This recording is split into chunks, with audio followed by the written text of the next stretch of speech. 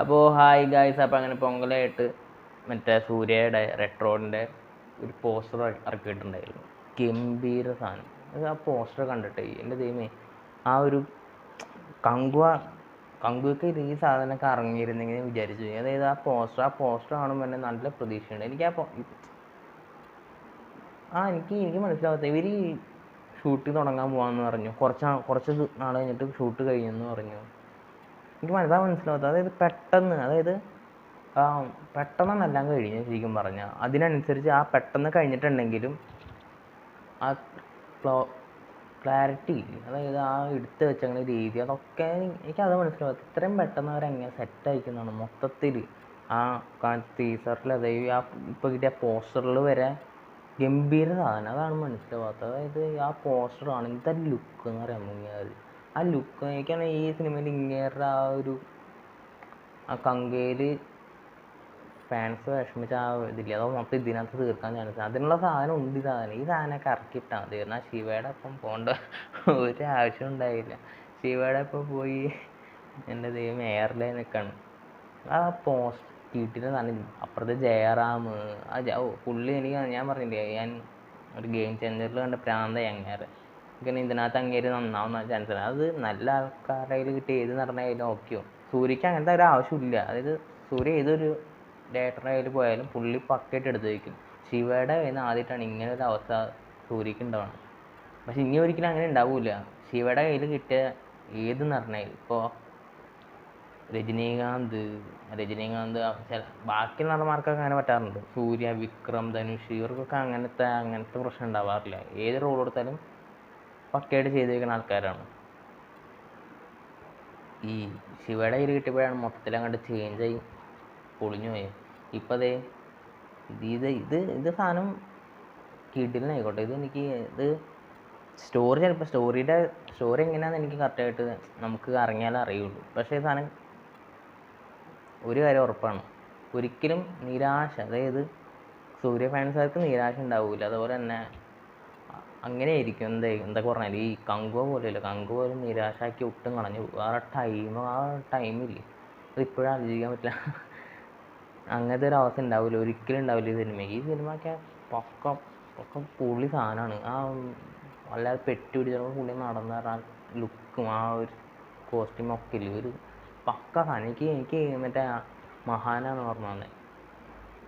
അതിനെ പോലെ അതായത് സൂര്യക്ക് ശരിക്കും സൂര്യ, വിക്രം, രജനീകാന്ത്, ഇവർക്കൊക്കെ എന്ത് ക്യാരക്ടർ, അതായത് എന്ത് ലുക്ക് ക്യാരക്ടർ കൊടുക്കണമെന്ന് കറക്റ്റായിട്ട് അറിയുന്ന ആളാണ് കാർത്തിക് സുബ്രാജ്.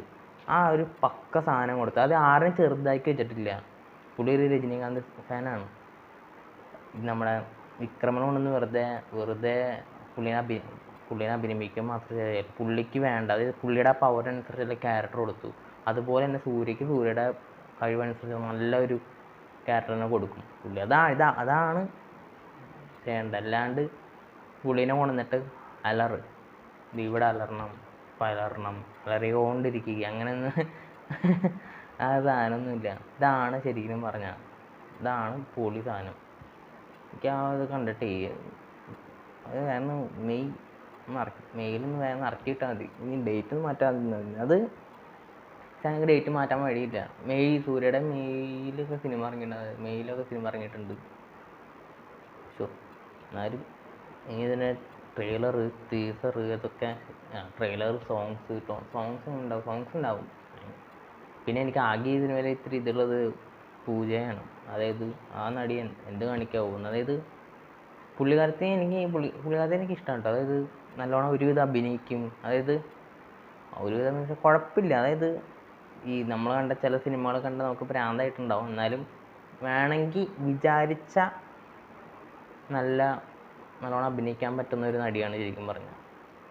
എന്തായാലും കണ്ടറിയാം ഈ സിനിമയിൽ എങ്ങനെയായിരിക്കും.